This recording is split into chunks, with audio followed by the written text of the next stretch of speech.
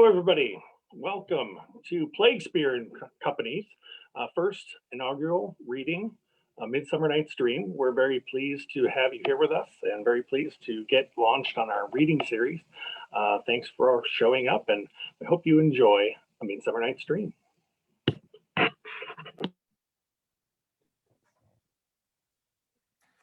Now, fair HIPPOLYTA, our nuptial hour draws on apace. 4 happy days bring in another new moon, but oh, methinks how slow this old moon wanes. She lingers my desires like to a stepdame or a dowager, long withering out a young man's revenue. 4 nights will quickly steep them, 4 days will quickly steep themselves in night, 4 nights will quickly dream away the time. And then the moon, like to a silver bow new bent in heaven, shall behold the night of our solemnities. Go, Philostrate, stir up the Athenian youth to merriments. Awake the pert and nimble spirit of mirth. Turn melancholy forth to funerals. The pale companion is not for our pomp. HIPPOLYTA, I wooed thee with my sword, and won thy love, doing thee injuries. But I will wed thee in another key, with pomp, with triumph, and with reveling. Happy be Theseus, our renowned Duke. Well, thanks, good EGEUS. What's the news with thee? Full of vexation come I, with complaint against my child, my daughter Hermia. Stand forth, Demetrius, my noble lord, this man hath my consent to marry her.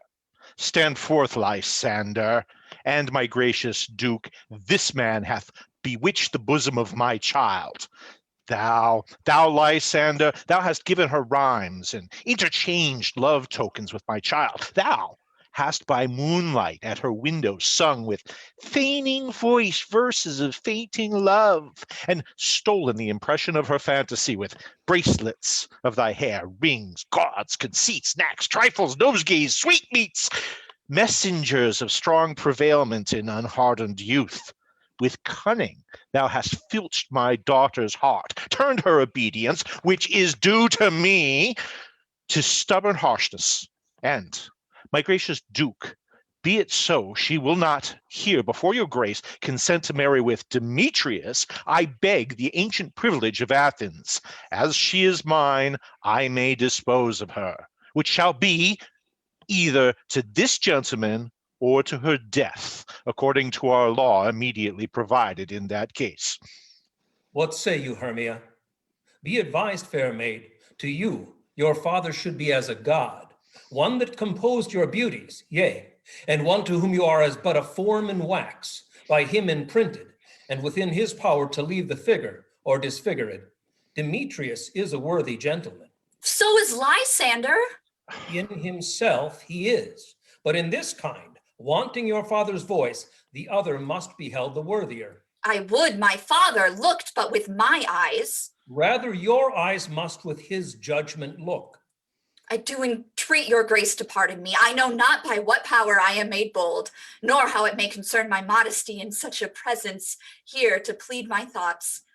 But I beseech your grace that I may know the worst that may befall me in this case if I refuse to wed Demetrius. Either to die the death, or to abjure forever the society of men. Therefore, fair Hermia, question your desires, know of your youth, examine well your blood, whether, if you yield not to your father's choice, you can endure the livery of a nun. For I to be in shady cloister mewed, to live a barren sister all your life, chanting faint hymns to the cold, fruitless moon. Thrice blessed they that master so their blood, to undergo such maiden pilgrimage. But earthlier happy is the rose distilled than that which withering on the virgin thorn grows, lives, and dies in single blessedness. So will I grow, so live, so die, my lord, ere I will yield my virgin patent up unto his lordship, whose unwished yoke my soul consents not to give sovereignty. Take time to pause, and by the next new moon, the sealing day betwixt my love and me for everlasting bond of fellowship. Upon that day, either prepare to die for disobedience to your father's will, or else to wed Demetrius as he would, or on Diana's altar to protest for austerity and single life. Relent, sweet Hermia, and Lysander, yield thy crazed title to my certain right. You have her father's love, Demetrius. Let me have Hermia's. Do you marry him? Scornful Lysander, true, he hath my love, and what is mine, my love shall render him, and she is mine, and all my right of her I do state unto Demetrius. I am, my lord, as well derived as he, as well possessed. My love is more than his. My fortunes every way as fairly ranked, if not with vantage as Demetrius. And, which is more than all these boasts can be, I am beloved of beauteous Hermia. Why should I not then prosecute my right? Demetrius, I'll avouch it to his head, made love to Nidar's daughter, Helena, and won her soul. And she, sweet lady, dotes, devoutly dotes in idolatry upon this spotted and inconstant man. I must confess I have heard so much, and with Demetrius thought to have spoke thereof. But being overfull of self-affairs, my mind did lose it. But Demetrius, come, and come, EGEUS, you shall go with me. I have some private schooling for you both. For you, fair Hermia, look you arm yourself to fit your fancies to your father's will, or else the law of Athens yields you up, which by no means we may extenuate, to death or to a vow of single life. Come, my Hippolyta, what cheer, my love? Demetrius and EGEUS, go along. I must employ you in some business against our nuptial, and confer with you of something nearly that concerns yourselves. With duty and desire we follow you. How now, my love? Why is your cheek so pale? How chance the roses there do fade so fast? Like for want of rain, which I could well beteem them from the tempest of my eyes. Ay me. For aught that I could ever read, could ever hear by tale or history, the course of true love never did run smooth, but either it was different in blood, Oh, cross, too high to be enthralled to low. or else misgraffed in respective years, Oh, spite, too old to be engaged to young. or else it stood upon the choice of friends, Oh, hell, to choose love by another's eyes. or if there were a sympathy in choice, war, death, or sickness did lay siege to it, making it momentary as a sound, swift as a shadow, short as any dream, brief as the lightning in the collied night, that in a spleen unfolds both heaven and earth, and ere a man hath power to say, behold, the jaws of darkness do devour it up, so quick bring bright things come to confusion. If, then, true lovers have been ever crossed, it stands as an edict in destiny. Then let us teach our trial patience, because it is a customary cross, as due to love as thoughts and dreams and sighs, wishes and tears, poor fancy's followers. A good persuasion. Therefore, hear me, Hermia. I have a widow aunt, a dowager of great revenue, and she hath no child. From Athens is her house remote 10 leagues, and she respects me as her only son. There, gentle Hermia, may I marry thee, and to that place the sharp Athenian law cannot pursue us. If thou lovest me, then steal forth thy father's house tomorrow night, and in the wood, a league without the town, where I did meet thee once with Helena to do observance to a morn of May, there will I stay for thee. My good Lysander, I swear to thee, by Cupid's strongest bow, by his best arrow with the golden head, by the simplicity of Venus's doves, and by that which knitteth souls and prospers loves, and by that fire which burned the Carthage queen when the false Troyan under sail was seen, by all the vows that ever men have broke, in number more than ever women spoke. In that same place thou hast appointed me, tomorrow truly will I meet with thee. Keep promise, love. Look, here comes Helena. Godspeed, fair Helena. Whither away? Call you me fair? That fair again unsay. Demetrius loves your fair. Oh, happy fair. Your eyes are lodestars, and your tongue sweet air, more tunable than lark to shepherd's ear, when wheat is green, when hawthorn buds appear. Sickness is catching, oh, were favor so. Yours would I catch, fair Hermia, ere I go. My ear should catch your voice, my eye your eye, my tongue should catch your tongue's sweet melody. Were the world mine, Demetrius being baited, the rest I'll give to be to you translated.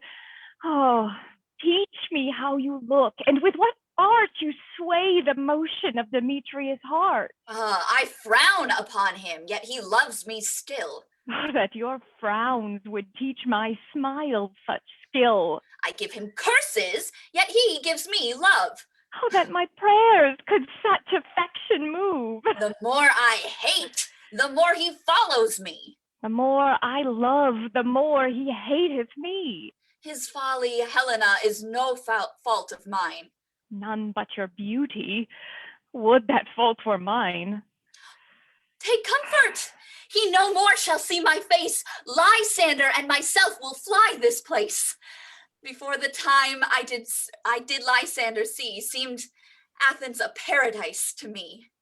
Oh, then what graces in my love do dwell, that he hath turned a heaven unto a hell. Helen, to you our minds we will unfold. Tomorrow night, when Phoebe doth behold her silver visage in the watery glass, decking with liquid pearl the bladed grass, a time that lovers' flights doth still conceal, through Athens' gates have we devised to steal. And in that wood where oft you and I upon faint primrose beds were wont to lie, emptying our bosoms of their counsels sweet. There my Lysander and myself shall meet, and thence from Athens turn away our eyes to seek new friends and stranger companies. Farewell, sweet playfellow, pray thou for us, and good luck grant thee thy Demetrius. Keep word, Lysander. We must starve our sight from lovers' food till morrow deep midnight. I will, my Hermia. Helena, adieu. As you on him, Demetrius dote on you.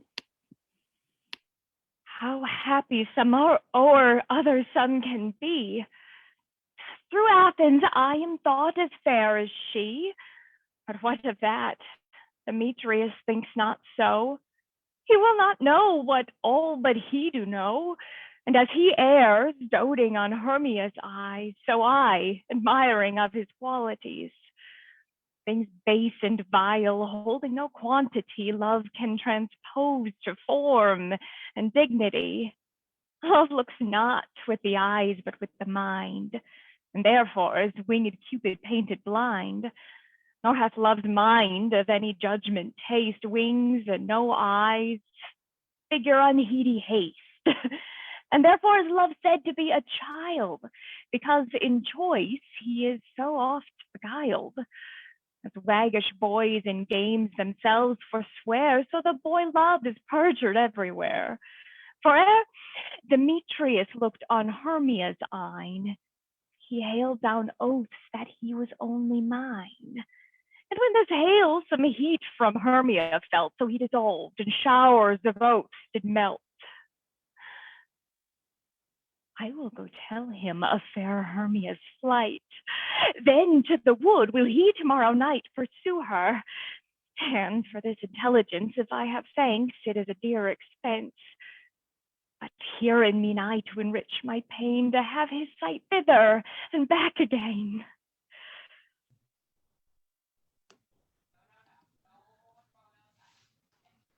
Is all our company here? You were best to call them generally, man by man, according to the script. Well, here is the scroll of every man's name, which is fit through all Athens to play our interlude before the Duke and the Duchess on his wedding day at night. First, good Peter Quince, say what the play treats on. Then read the names of the actors, and so grow to a point. Mary, our play is the most lamentable comedy and most cruel death of Pyramus and Thisbe. A very good piece of work, I assure you, and a merry. Now, good Peter Quince, call forth your actors by the scroll. Masters, spread yourselves. Answer as I call you, Nick Bottom the Weaver. Ready. Name what part I am for, and proceed. You, Nick Bottom, are set down for Pyramus. What is Pyramus? A lover or a tyrant? A lover. That feels himself most gallant for love. That will ask some tears in the true performing of it. If I do it, let the audience look to their eyes. I will move storms. I will condole in some measure. To the rest. Yet, my chief measure is for a tyrant. I could play Ercles rarely, or a part to tear a cat in to make all split. The raging rocks and shivering shocks shall break the locks of prison gates, and Phoebus' car shall shine from far and make and mar the foolish fates. This was lofty. Now, name the rest of the players. This is Ercles' vein, a tyrant's vein. A lover is more condoling. Yes, yes. Francis Flute, the bellows mender. Here, Peter Quince. Flute, you must take Thisbe on you. Oh, what is Thisbe, a wandering knight? It is the lady that Pyramus is.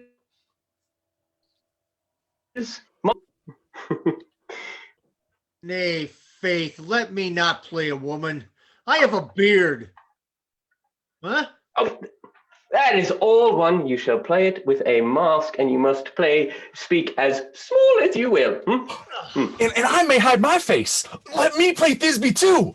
I'll speak in a monstrous little voice. Thisbe, Disney. Oh, Pyramus, my lover dear, thy Thisbe dear and lady dear. No. You must play Pyramus and Flute. You, Thisbe. Well, proceed. Yeah. Robin Starveling, the tailor. Yeah, Peter Quince. Robin Starveling, you must play Thisbe's mother. Tom Snout, the tinker. Here, Peter Quince. You, Pyramus's father, and myself, Thisbe's father, Snug the joiner, you, the lion's part. And I hope here is a play fitted. Well, have you the lion's part written? Pray you, if it be, give it me, for I am slow of study. You may do it extempore, for it is nothing but roaring. Let me play the lion too. I will roar that I will do any man's heart good to hear me. I will roar that I will make the Duke say, let him roar again. Let him roar again. You should do it too terribly, and you would fright the Duchess and the ladies, and they would shriek, and that were enough to hang us all. That would hang us. That would hang us, every mother's son. Certainly would. I grant you, friends, if you should fright the ladies out of their wits, they would have no more discretion but to hang us. But I will aggravate my voice so that I will roar you as gently as any sucking dove. I will roar you and twir any nightingale.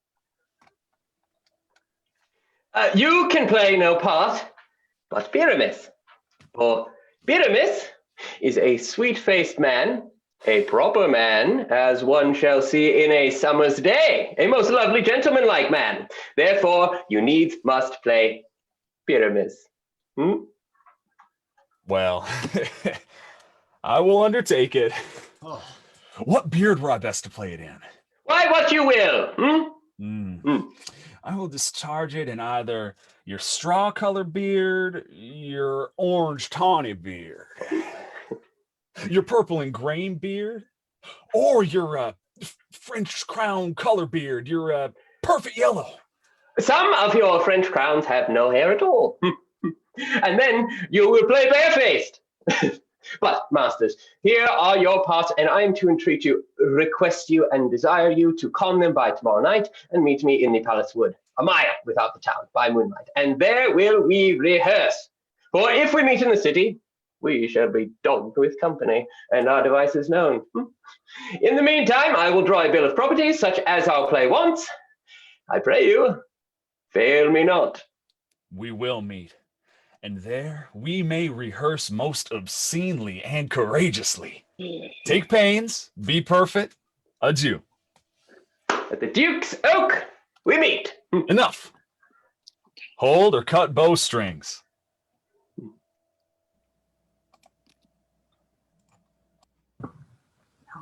How now, spirit? Whither wander you? Ah, over hill, over dale, thorough bush, thorough briar, over park, over pale, thorough flood, thorough fire. I do wander everywhere, swifter than the moon sphere. And I serve the fairy queen, to dew her orbs upon the green. The cowslips tall, her pensioners be, in their gold coat spots, you see? Those be rubies, fairy favors, in those freckles live their savors. Ah, I must go seek some dewdrops here and hang a pearl in every cowslip's ear. Farewell, thou lob of spirits. I'll be gone. Our queen and all her elves are here anon. The king doth keep his revels here tonight. Take heed the queen come not within his sight, for Oberon is passing, fell and wrath, because that she as her attendant hath a lovely boy stolen from an Indian king. She never had so sweet a changeling, and jealous Oberon would have the child, knight of his train, to trace the forests wild.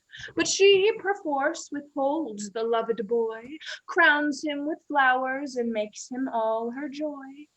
And now they never meet in grove or green, by fountain clear or spangled starlight sheen. But they do square, for all their elves for fear creep into acorn cups and hide them there. Either I mistake your shape and making quite, or else you are that shrewd and knavish sprite called Robin Goodfellow. Are you not he?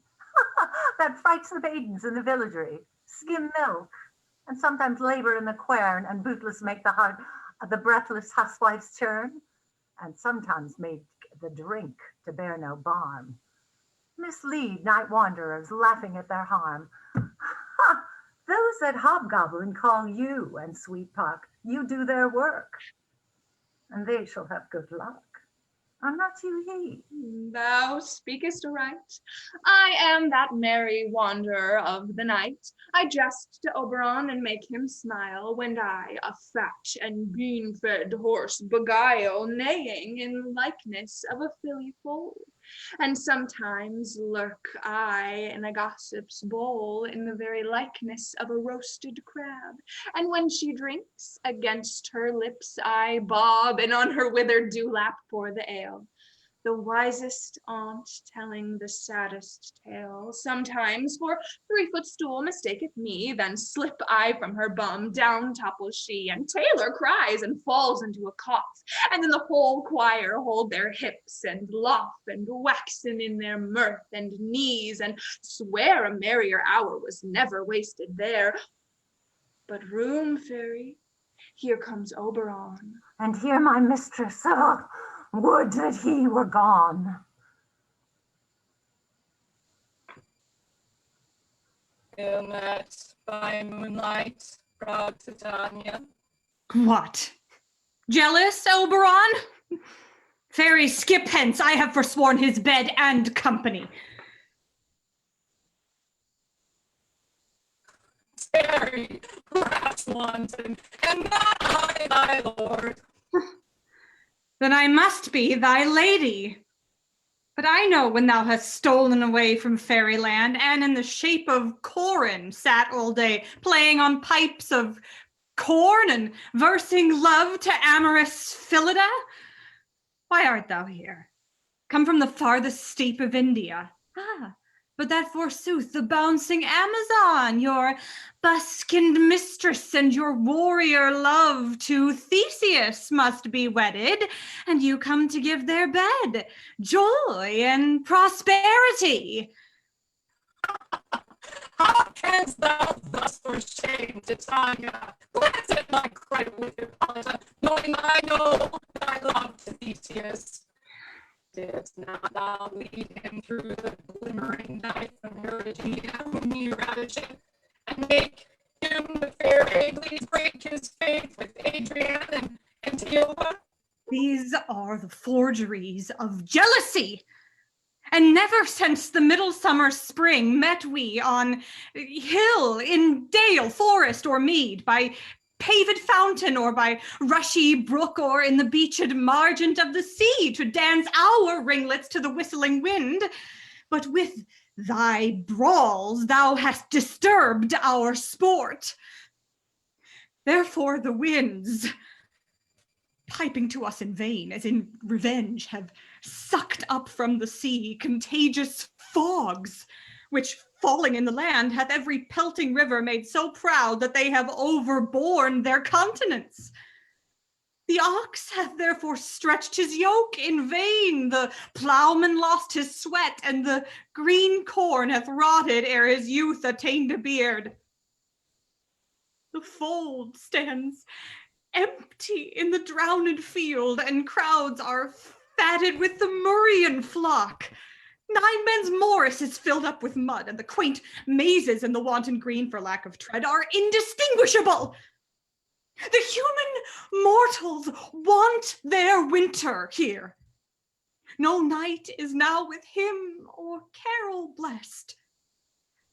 Therefore the moon, the governess of floods, pale in her anger, washes all the air that rheumatic diseases do abound. And through this distemperature we see the seasons alter. Hoary-headed frosts fall in the fresh lap of the crimson rose, and on old Haim's thin and icy crown an odorous chaplet of sweet summer buds is, as in mockery, set. The spring, the summer, the childing autumn, angry winter change their wonted liveries, and the amazed world by their increase knows not which is which. And this same progeny of evils comes from our debate, from our dissension. We are their parents and originals. You meant it then. It lies in you. Why should Titania cross her own ride? Do but beg the little changeling boy to be my henchman. Set your heart at rest. The fairyland buys not the child of me. His mother was a votress of my order, and in the spiced Indian air by night full often hath she gossiped by my side, and sat with me on Neptune's yellow sands, marking the embarked traders on the flood. When we have laughed to see the sails conceive and grow big-bellied with the wanton wind, which she, with pretty and with swimming gait, following her womb, then rich with my young squire, would imitate, and sail upon the land to fetch me trifles, and return again as from a rich voyage, rich with merchandise. But she, being mortal, of that boy did die. And for her sake do I rear up her boy, and for her sake I will not part with him. How long within this wood intend you stay? Perchance till after Theseus' wedding day, if you will patiently dance in our round and see our moonlight revels. Go with us. If not, shun me and I will spare your haunts. Give me that boy, and I will go with thee. Not for thy fairy kingdom. Fairies away! We shall chide downright if I longer stay. I'll go thy way. Thou shalt not from this road till I torment thee for this injury. Gentle pot, come hither. Thou rememberest since once I sat upon a promontory and heard a mermaid on a dolphin's back uttering such dulcet and harmonious breath that the rude sea grew civil at her song, and certain stars shot madly from their spheres to hear the sea maid's music. I remember.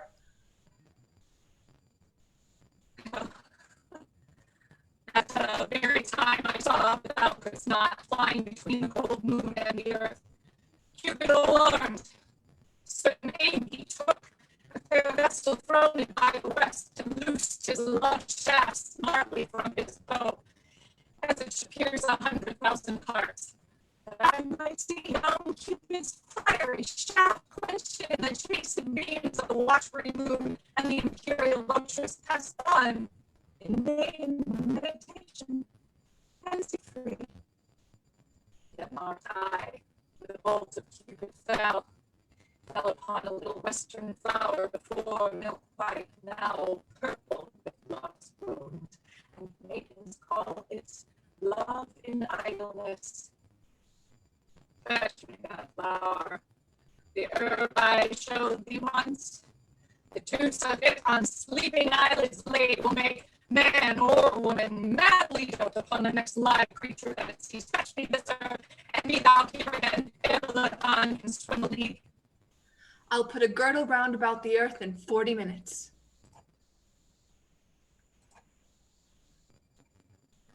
Having once this juice, I'll watch Titania when she sleeps.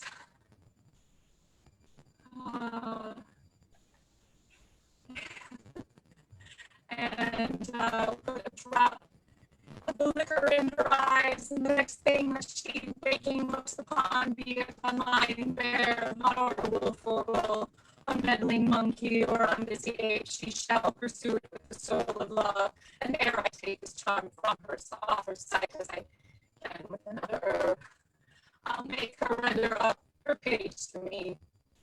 Who comes here? I'm invisible, and will overhear their conference. I love thee not, therefore pursue me not. Where is Lysander and fair Hermia? The one I'll slay, the other slayeth me. Thou'st told me they were stolen unto this wood, and here I am, and woed within this wood, because I cannot meet my Hermia. Hence, get thee gone, and follow me no more. You draw me, you hard-hearted adamant, but yet you draw not iron, for my heart is true as steel. Leave you your power to draw, and I shall have no power to follow you. Do I entice you? Do I speak you fair? Or rather, do I not in plainest truth tell you I do not, nor I cannot love you? And even for that do I love you the more. I am your spaniel, and Demetrius, the more you beat me, the more I will fawn on you. Use me but as your spaniel, spurn me, strike me, neglect me, lose me, only give me leave, unworthy as I am to follow you. What worser place can I beg in your love, and yet a place of high respect with me, than to be used as you use your dog?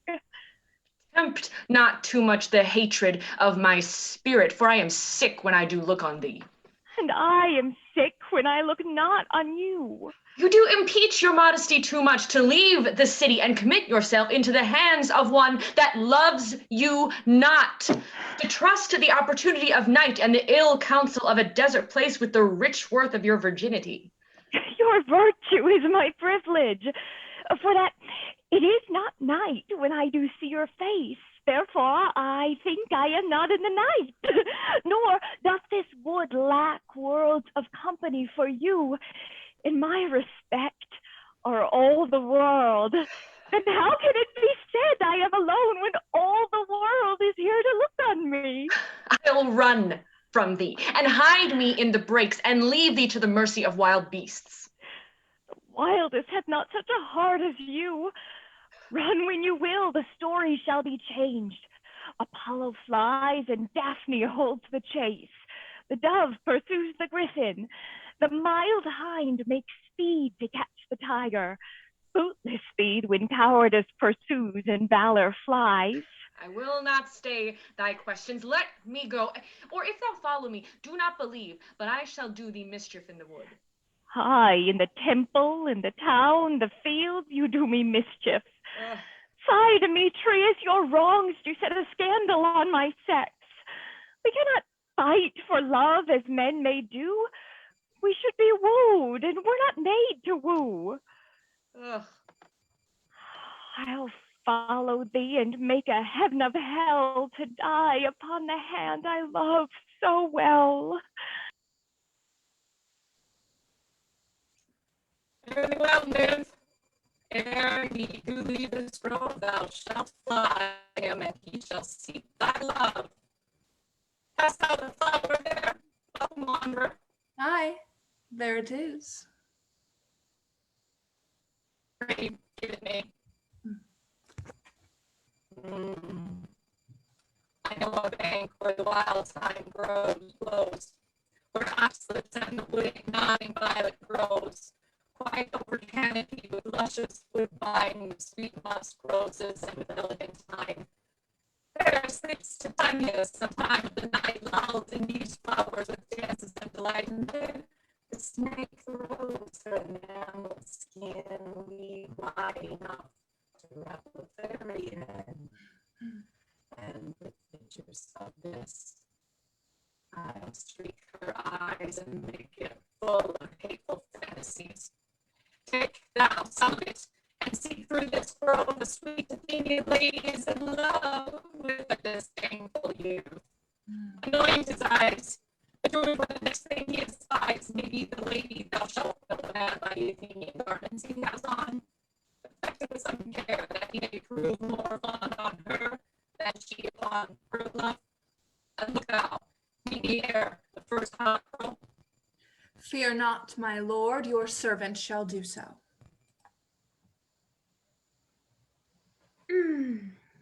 Come. Now, a roundel and a fairy song, then for the third part of a minute hence. Some to kill cankers in the muskrow's bud, some to war with rear mice for their leathern wings to make my small elves coats, and some keep back that clamorous night owl that hoots and wonders at our quaint spirits.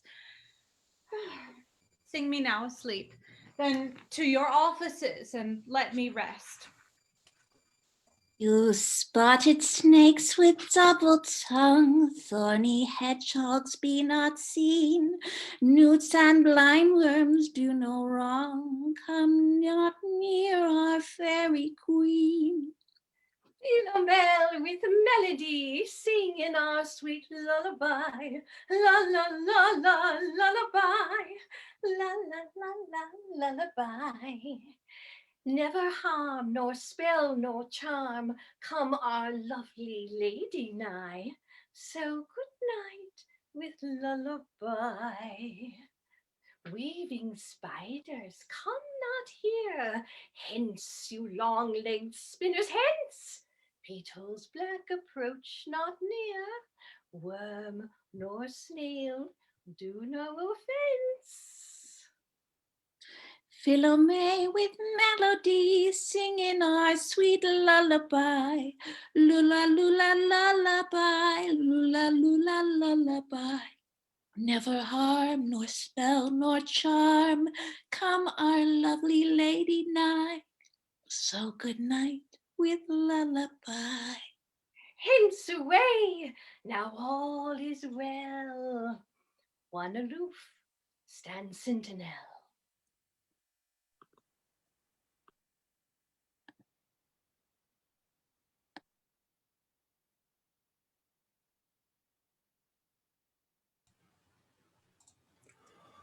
What thou seest when thou dost wake, do it for thy true love take.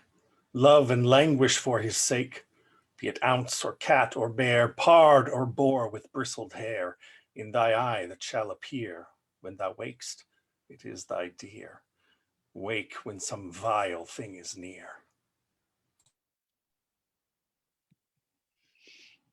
Fair love, you faint with wandering in the wood. And to speak troth, I have forgot our way. We'll rest us, Hermia, if you think it good, and tarry for the comfort of the day. Be it so, Lysander. Find you out of bed, for I upon this bank will rest my head. One turf shall serve as pillow for us both. One heart, one bed, 2 bosoms, and 1 troth. Nay, good Lysander, for my sake, my dear, lie further off yet. Do not lie so near. Oh, take the sense, sweet, of my innocence. Love takes the meaning in love's conference. I mean that my heart unto yours is knit, so that but one heart we can make of it. Huh? 2 bosoms interchained with an oath, so then 2 bosoms and a single troth. Then by your side no bedroom me deny, for lying so, Hermia, I do not lie. Oh, Lysander riddles very prettily. Now, much beshrew my manners and my pride if Hermia meant to say that Lysander lied. But gentle friend, for love and courtesy, lie further off in humane modesty. Such separation may well be said becomes a virtuous bachelor and a maid. So far be distant, and good night, sweet friend. Thy love ne'er alter till thy sweet life end. Amen. Amen to that fair prayer, say I, and then end life when I end loyalty. Here is my bed. Sleep give thee all his rest. With half that wish the wisher's eyes be pressed. Through the forest have I gone, but Athenian found I none on whose eyes I might approve this flower's force in stirring love. Night and silence. But who is here? Weeds of Athens he doth wear. This is he, my master said, despised the Athenian maid, and hear the maiden sleeping sound on the dank and dirty ground. Pretty soul, she durst not lie near this lack love, this kill courtesy. Churl, upon thy eyes I throw all the power this charm doth owe. When thou wakest, let love forbid sleep his seat on thy eyelid. So awake when I am gone, for I must now to Oberon. Stay, thou kill me, sweet Demetrius. I charge thee hence, and do not haunt me thus. Oh, wilt thou, darkling, leave me? Do not so. Stay. On thy peril, I alone will go. Oh, I am out of breath in this fond chase. The more my prayer, the lesser is my grace. Happy is Hermia wheresoe'er she lies, for she hath blessed and attractive eyes. How came her eyes so bright? Not with salt tears. If so, my eyes are oftener washed than hers. No, no. I am as ugly as a bear. For beasts that meet me run away with fear. Therefore, no marvel though Demetrius do as a monster fly my presence thus. What wicked and dissembling glass of mine made me compare with Hermia's fairy eyne? Oh, but who is here? Lysander, on the ground, dead or asleep? Oh, I see no blood, no wound. But Lysander, if you live, good sir, awake! Run through fire I will for thy sweet sake. Transparent Helena, nature shows art that through thy bosom makes me see thy heart. Where is Demetrius? Oh, how fit a word is that vile name to perish on my sword! Oh, do not say so, Lysander, say not so. Though he loves your Hermia, Lord. What? No, yet Hermia still loves you. content with Hermia. No, I do repent the tedious minutes I have with her spent. Not Hermia, but Helena I love. Who will not change a raven for a dove? The will of man is by his reason swayed, and reason says you are the worthier maid. Things growing are not ripe until their season, so I, being young till now, ripe not to reason. And touching now the point of human skill, reason becomes the marshal to my will and leads me to your eyes, where I o'erlook love stories written in love's richest book. Wherefore was I to this keen mockery born? When at your hands did I deserve this scorn? It's not enough, young man, that I did never know, nor ever can deserve a sweet look from Demetrius I, but you must flout my insufficiency? Oh, good troth, you do me wrong, good sooth you do. In such disdainful manner me to woo. Fare you well, for I must confess, I thought you a lord of more true gentleness. A lady of one man refused should of another therefore be abused. She sees not Hermia. Hermia, sleep thou there, and never mayst thou come Lysander near. For as a surfeit of the sweetest things the deepest loathing to the stomach brings, or as the heresies that men do leave are hated most of those they did deceive, so thou, my surfeit and my heresy, of all be hated, but the most of me. And all my powers address your love and might to honor Helen and to be her knight. Help me, Lysander. Help me, do thy best to pluck this crawling serpent from my breast. Oh, ay me, for pity. Oh, what a dream was here, Lysander. Look how I do quake with fear. Oh, methought a serpent ate my heart away, and you sat smiling at his cruel prey. Lysander! What, removed? Lysander, lord! What, out of hearing? Gone? No sound, no word? Alack, where are you? Speak, and if you hear, speak of all loves. Oh, I swoon almost with fear. No? Oh, well, then I perceive you are not nigh. Either death or you I'll find immediately.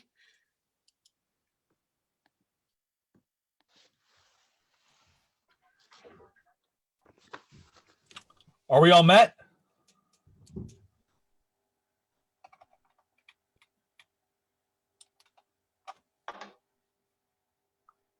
Are we all met? Eh? Pat, and here's a marvelous convenient place for our rehearsal. This green plot shall be our stage, this hawthorn brake, our tiring house, and we will do it in action as we do it before the Duke. Peter Quince. What sayest thou, Bullybottom? There are things in this comedy of Pyramus and Thisbe that will never please. First, Pyramus must draw a sword to kill himself, which the ladies cannot abide. How answer you that? Oh, fire lake in a perilous fear. Oh, I believe we must leave the killing out when all is done. Not a whit. I have a device to make all well. Write me a prologue, and let the prologue seem to say, we will do no harm with our swords, and that Pyramus is not killed indeed. And, for the more better assurance, tell them that I, Pyramus, am not Pyramus, but Bottom the Weaver. This will put them out of fear. Well, we will have such a prologue, and it shall be written in 8 and 6. No, make it 2 more. Let it be written in 8 and 8. Will not the ladies be afeard of the lion? Oh, I fear it, I promise you. Masters, You ought to consider with yourselves to bring in, God shield us, a lion among ladies is a most dreadful thing. For there is not a more fearful wild fowl than your lion living, and we ought to look to it. Therefore, another prologue must tell he's not a lion. Nay, you must name his name, and half his face must be seen through the lion's neck, and he himself must speak through, saying thus, or to the same effect, ladies, or fair ladies, I would wish you, or I would entreat you, or I would request you not to fear, not to tremble, my life for yours. If you think I come hither as a lion, it were pity of my life. No, I am no such thing. I am a man as other men are. And there indeed, let him name his name and tell them plainly he's Snug the Joiner. Well, it shall be so. There is two hard things. That is to bring in the moonlight in the chamber, for you know, Pyramus and Thisbe meet by moonlight. Doth the moon shine that night we play our play? A calendar. Look in the almanac. Find out the moonshine. Find out moonshine. Yes. Yes, it doth shine that night. Why then, may you leave a casement of the great chamber window where we play open, and the moon may shine in at the casement. Aye, or else one must come in with a bush and a lantern, and he comes to disfigure or to present the person of moonshine. Then there is another thing. We must have a wall in the great chamber for Pyramus and Thisbe. Says the story, chink of a wall. You can never bring in a wall. What say you, Bottom? Some man or other must present wall, and let him have some plaster or some loam or some rough cast about him to signify wall. Or let him hold his fingers thus, and through that cranny shall Pyramus and Thisbe whisper. If that may be, then all is well. Come, sit down, every mother's son, and rehearse your parts.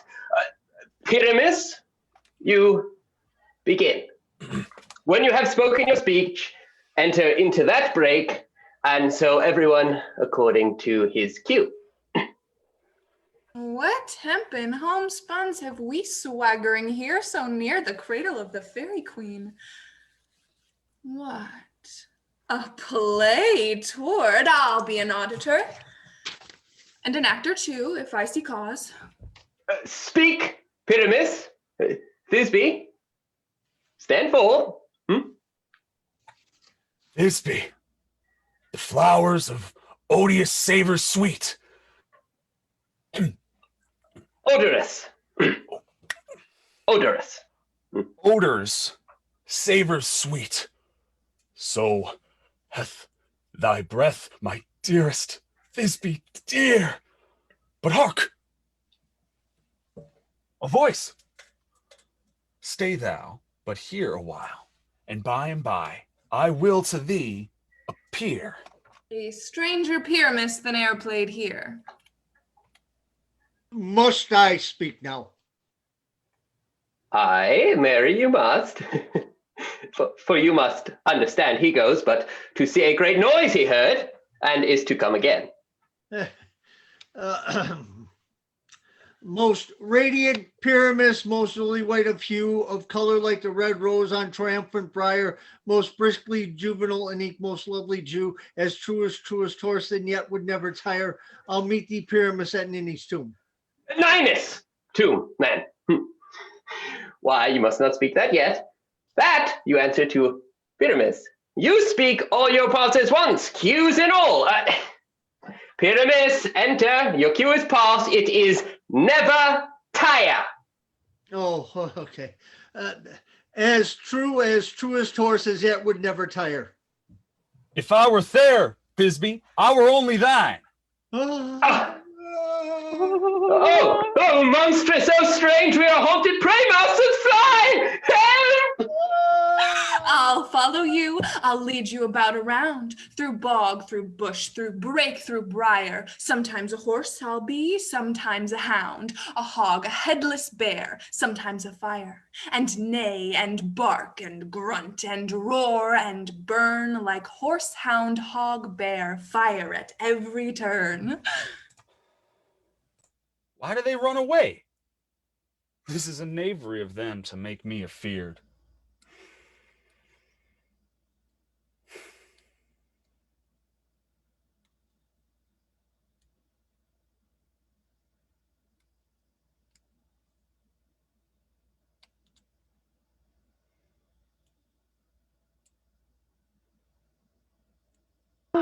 Bottom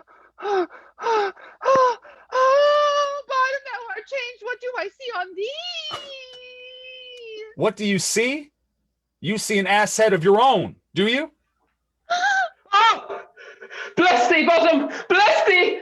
Thou heart, transform it. I see their knavery. This is to make an ass of me, to fright me, if they could.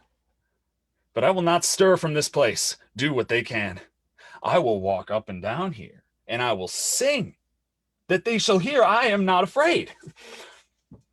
The woosel cock so black of hue, with orange tawny bill, the throstle with his note so true, the red with little quill.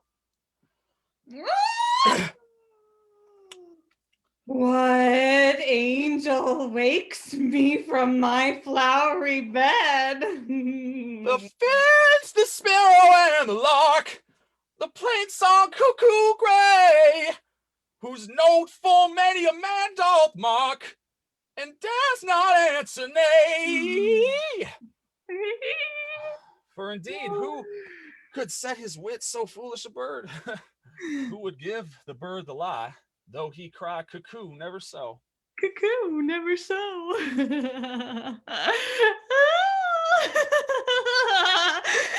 Oh, I pray thee, gentle mortal, sing again. Mine ear is much enamored of thy note. So is mine eye enthralled to thy shape, and thy fair virtues force perforce doth move me on the first view to say, to swear, I love thee. Methinks, mistress, you should have little reason for that. And yet, to say the truth, reason and love keep little company together nowadays. Yeah. The more the pity that some honest neighbors will not make them friends. Nay, I can gleek upon occasion. Oh, thou art as wise as thou art beautiful. Not so, neither. But if I had enough wit to get out of this wood, I have enough to serve mine own turn. Out of this wood? Out of this wood do not desire to go. Thou shalt remain here, whether thou wilt or no. I am a spirit of no common rate. The summer still doth tend upon my state, and I do love thee. So, therefore, go with me. I'll give thee fairies to attend on thee, and they shall fetch thee jewels from the deep, and sing while thou on pressed flowers doth sleep, and I will purge thy mortal grossness so that thou shalt like an airy spirit go. Peace blossom, cobweb, moat, and mustard seed. Ready? And I. And I. And I. Where shall we go? Shall we go? Yeah. Be kind and courteous to this gentleman. Hop in his walks and gambol in his eyes. Feed him with apricots and dewberries, with purple grapes, green figs, and the mulberries. Oh, the honey bag, steal from the bumblebees, and for the night tapers, crop their waxen flies, and light them at the fiery glowworm's eyes, to have my love to bed and to arise. and pluck the wings from those painted butterflies to fan the moonbeams from his sleeping eyes. Well, nod to him, elves, and do him courtesies, eh? Hail, mortal! Hail! Hail! Hail! I cry your worship's mercy heartily. I beseech your worship's name. Cobweb! I shall desire you of more acquaintance, good Master Cobweb. If I cut my finger, I shall make bold with you. Your name, honest gentleman? Peas Blossom. I pray you to commend me to Mistress Squash, your mother, and to Master Peas Cod, your father. Good Master Peas Blossom, I shall desire you of more acquaintance too. Your name, I beseech you, sir? Mustard Seed. Good Master Mustard Seed. I know your patience well. That same cowardly, giant-like ox beef hath devoured many a gentleman of your house. I promise you, your kindred hath made my eyes water ere now. I desire you of more acquaintance, good Master Mustard Seed. Wait upon him. Lead him to my bower. The moon, methinks, looks with a watery eye, and when she weeps, weeps every little flower, lamenting some enforced chastity. Tie up my love's tongue and bring him silently.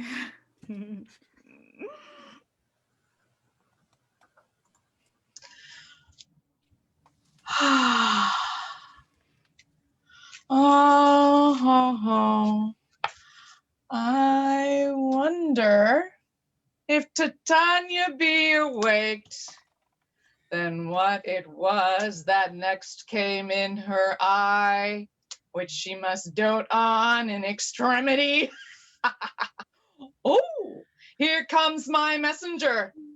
How now, mad spirit? What night rule now about this haunted grove? My mistress with a monster is in love. Near to her close and consecrated bower, while she was in her dull and sleeping hour, a crew of patches, rude mechanicals that work for bread upon Athenian stalls, were met together to rehearse a play intended for great Theseus's nuptial day. The shallowest, thick skin of that barren sort who Pyramus presented in their sport forsook his scene and entered in a break, when I did him at this advantage take, an ass's knoll I fixed on his head. Anon his Thisbe must be answered, and forth my mimic comes. When they spy him, as wild geese that the creeping fowler eye, or russet pated chuffs many in sort, rising and cawing at the gun's report, sever themselves and madly sweep the sky. So at his sight, away his fellows fly, and at our stamp here, or one falls, he murder cries, and help from Athens call. Their senses thus weak I lose with their fear thus strong, made senseless things begin to do them wrong, for briars and thorns at their apparel snatch, some sleeves, some hats from yielders, all things catch. I led them on in this distracted fear, and left sweet Pyramus translated there. And when in that moment so it came to pass, Titania waked and straight away loved an ass.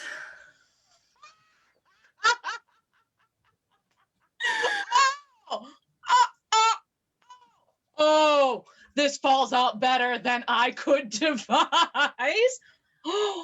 But hast thou yet latched the Athenian eyes with the love juice as I bid thee do?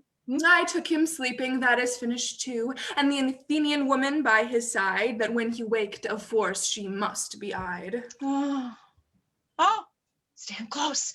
This is the same Athenian. Ah, this is the woman. But not this the man. Oh, why rebuke you that him that loves you so? Lay breath so bitter on your bitter foe. Now I but chide thee, but I should use thee worse, for thou, I fear, hast given me cause to curse. If thou hast slain Lysander in his sleep, being o'ershoes in blood, plunge in the deep and kill me too. The sun was not so true unto the day as he to me. Would he have stolen away from sleeping Hermia? I'll believe as soon this whole earth may be bored, and that the moon may through the center creep, and so displease her brother's noontide with the antipodes. It cannot be but thou hast murdered him. So should a murderer look, so dead, so grim. So should the murdered look, and so should I, pierced through the heart with your stern cruelty. Yet you, the murderer, look as bright, as clear as yonder Venus in her glimmering sphere. Oh, what's this to my Lysander? Where is he? Oh, good Demetrius, wilt thou give him me? I had rather give his carcass to my hounds. Out, dog, out, cur! Thou drivest me past the bonds of maiden's patience. Hast thou slain him then? Henceforth never be numbered among men. Oh, once tell true even for my sake. Durst thou have looked upon him being awake, and hast thou killed him in sleeping? Oh, brave touch! Could not a worm, an adder, do so much? An adder did it. For with doubler tongue than thine, thou serpent, never adder stung. You spend your passion on a misprized mood. I am not guilty of Lysander's blood, nor is he dead for aught that I can tell. I pray thee, tell me then that he is well. And if I could, what should I get, therefore? The privilege never to see me more. And from thy hated presence, part I so. See me no more, whether he be dead or no. There is no following her in this fierce vein. Here, therefore, for a while I will remain. So sorrow's heaviness doth heavier grow, for debt that bankrupt sleep doth sorrow owe, which now in some slight measure it will pay, if for his tender here I make him stay. What hast thou done? Thou hast mistaken quite, and laid the love juice on some true love sight. Ugh. Of thy misprison must perforce ensue some true love turned, and not a false turn true. Then fate o'errules that one man holding troth, a million fail, confounding oath on oath. About the wood, go. Swifter than the wind, and Helena of Athens, look thou find, all fancy sick is she, and pale of cheer, with sighs of love that cost the fresh blood dear. By some illusion, see thou bring her here. I'll charm his eyes against she do appear. I go, look how I go, swifter than arrow from the Tartar's bow. Flower of this purple dye, hit with Cupid's archery, sink in apple of his eye, when his love he doth espy. Let her shine as gloriously as Venus of the sky, when thou wakest, if she be by. Beg of her for remedy. Captain of our fairy band, Helena is here at hand, and the youth mistook by me, pleading for a lover's fee. Shall we fond their pageant see? Lord, what fools these mortals be. Stand aside. The noise they make will cause Demetrius to awake. Then will two at once woo one. That must needs be sport alone, and those things do best please me that befall preposterously. Why should you think that I woo in scorn? Scorn and derision never come in tears. Look, when I vow, I weep and vows so born in their nativity, all truth appears. How can these things in me seem scorn to you, bearing the badge of faith to prove them true?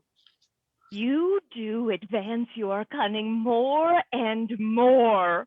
When truth kills truth, how devilish, holy fray. These vows are Hermia's. Will you give her all? Why, oath with oath, and you will nothing weigh. Your vows to her and me, put in 2 scales, will even weigh, and both as light as tails. I had no judgment when to her I swore. Or none in my mind, now you give her more. Demetrius loves her, and he loves not you. Oh.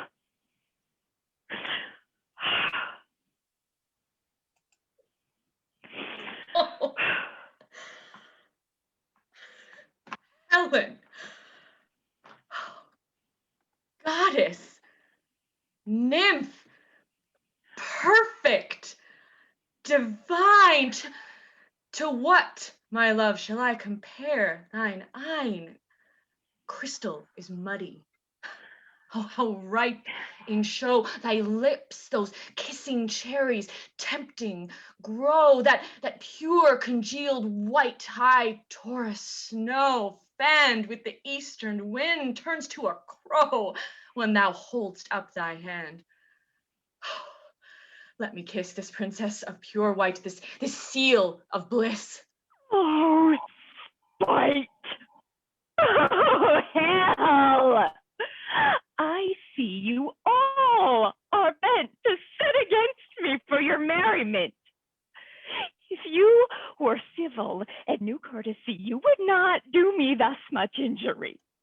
Can you not hate me, as I know you do, but you must join in souls to mock me too?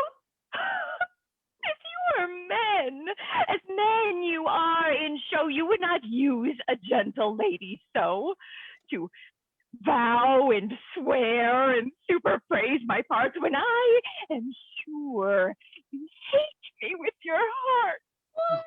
You are both rivals and love Hermia. Oh, both rivals to mock Helena. Trim exploit. A manly enterprise to conjure tears up in a poor maid's eyes with your derision. None of noble sort would so offend a virgin and extort a poor soul's patient hope to make you sport. You are unkind, Demetrius. Be not so, for you love Hermia. This you know, I know. And here, with all goodwill, with all my heart, in Hermia's love, I yield you up my part.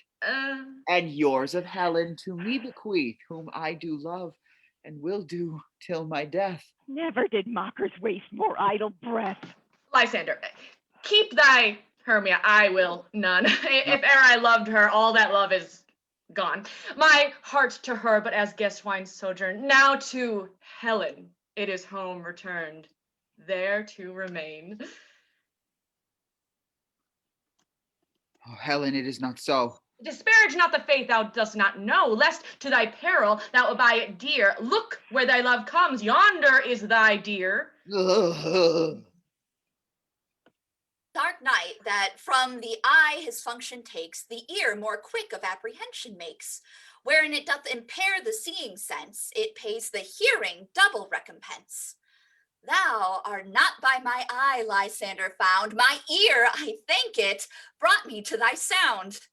But why unkindly didst thou leave me so? Why should he stay whom love doth press to go? What love could press Lysander from my side? Lysander's love that would not let him bide.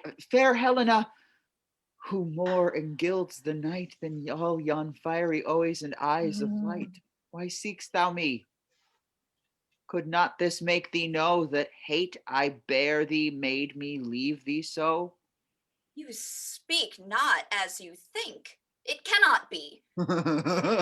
Lo, she is one of this confederacy. Now I perceive they have conjoined all three to fashion this false sport in spite of me. Injurious Hermia, most ungrateful maid, have you conspired? Have you with these contrived to bait me with this foul derision? Is all the counsel that we two have shared, the sisters' vows, the hours that we have spent when we have chid the hasty foot of time for parting us, oh, is all forgot? All school days, friendship, childhood, innocence? We Hermia, like two artificial gods, have with our needles created both one flower, both on one sampler, sitting on one cushion, both warbling of one song, both in one key, as if our hands, our sides, voices, and minds had been incorporate. So we grew together, like to a double cherry, seeming parted, but yet in union and partition, two lovely berries molded on one stem, so with two seeming bodies, but one heart, two of the first like colts in heraldry, but due but to one, and crowned with one crest. And will you rent our ancient love asunder to join with men in scorning your poor friend? Oh, it is not friendly, 'tis not maidenly. Our sex, as well as I, may chide you for it, though I alone do feel the injury. I am amazed at your passionate words. I scorn you not. It seems that you scorn me. Lysander has in scorn to follow me and praise my eyes and face, and made your other love, Demetrius, who even but now did spurn me with his foot, to call me goddess, nymph, divine and rare, precious, celestial. Wherefore speaks he this to her he hates? And wherefore does Lysander deny your love, so rich within his soul and tender me? Forsooth, affection, but by your setting on, by your consent. What, though I be not so in grace as you, so hung upon with love, so fortunate, but miserable most to love unloved, this you should pity rather than despise. I understand not what you mean by this. I do. Persever counterfeit sad looks, make mouths upon me when I turn my back, wink each at other, hold the sweet just up. This sport, well carried, shall be chronicled. If you have any pity, grace, or manners, you would not make me such an argument. But fare ye well. 'Tis partly my own fault, which death or absence soon shall remedy. Stay gentle, Helena. Hear my excuse, my love, my life, my soul. Fair Helena. Oh, excellent. Sweet, do not scorn her so. If she cannot entreat, I can compel. Thou canst not compel no more than she entreat. Thy threats have no more strength than her weak praise. Helen, I love thee, by my life I do. I swear by that which I will lose for thee to prove him false that says I love thee not. I say, I love thee more than he do. If thou say so, withdraw and prove it too. Quick, come. Lysander, where to tends all this? No. He'll seem to break loose, take on as you would follow, but yet come not. You are a tame man.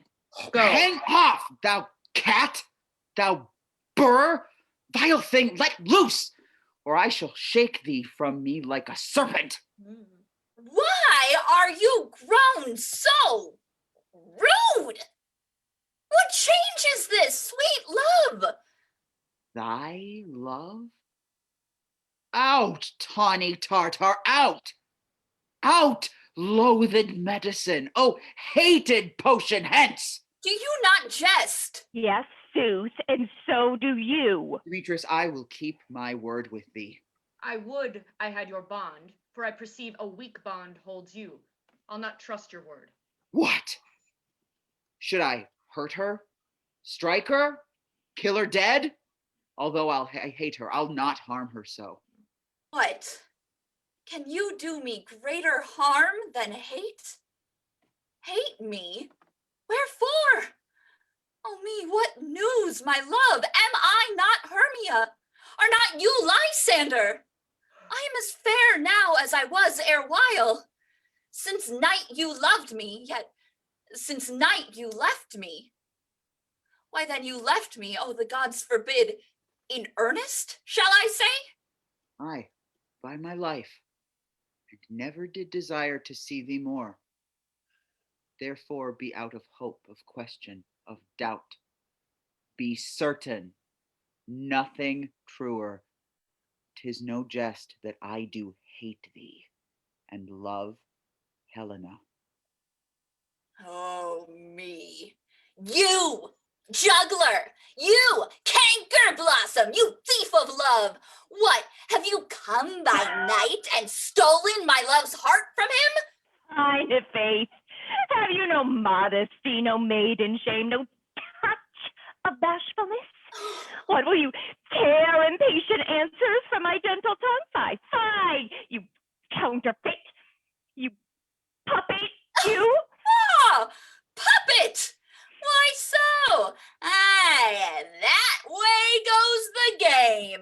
Now I perceive that she hath made compare between our statures. She hath urged her height, and with her personage, her tall personage, her height, forsooth, she hath prevailed with him. And are you grown so high in his esteem because I am so dwarfish and so low? How low am I, thou painted maypole? Speak, how low am I? I am not yet so low, but that my nails can reach unto thine eyes.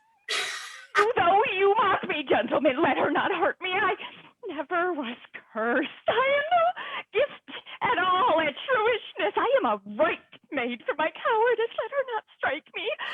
You perhaps may think because she is something lower than myself that I can match her. Again.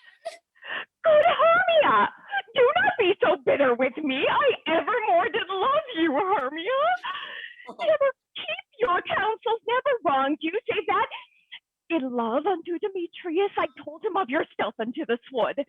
He followed you, and for love I followed him, but he hath chid me hence and threatened me to strike me, spurned me, made to kill me too, and now, so you will let me quiet go to Athens, will I bear my folly back and follow you no further.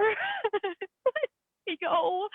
You see how simple and fond I am.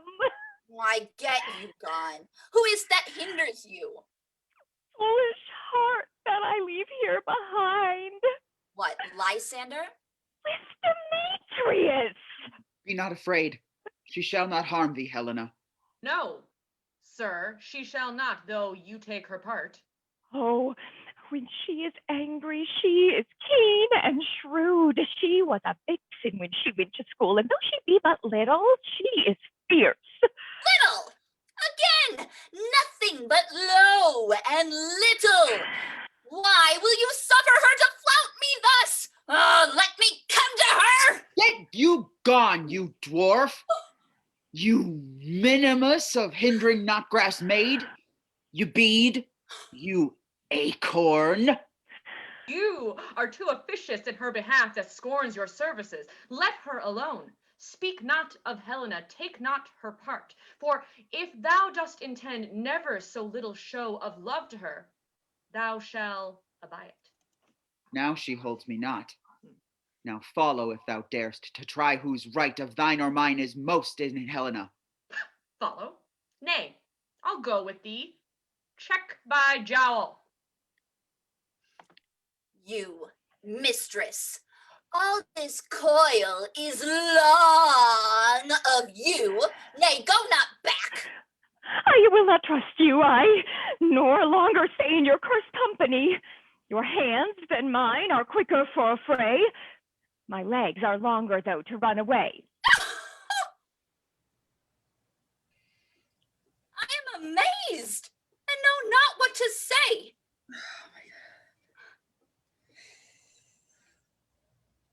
This is thy negligence! Oh, still thou mistakest, or else commits thy knaveries willfully. Believe me, King of Shadows, I mistook. Did not you tell me I should know the man by the Athenian garments he had on? And so far, blameless proves my enterprise that I have anointed an Athenian's eyes. And so far, am I glad it did so sort, as this their jangling I esteem a sport. Thou seest these lovers seek a place to fight. Hi, therefore, Robin, overcast the night, the starry welkin cover thou anon with drooping fog, black as Acheron, and lead these testy rivals so astray as one come not within another's way. Like to Lysander, sometime frame thy tongue, then stir Demetrius up with bitter wrong, and sometime rail thou like Demetrius, and from each other look thou lead them thus, till o'er their brows death counterfeiting sleep with laden legs, and batty wings doth creep. Then crush this herb, into Lysander's eye, whose liquor hath this virtuous property to take from thence all error of his might, and make his eyeballs roll with wanton sight.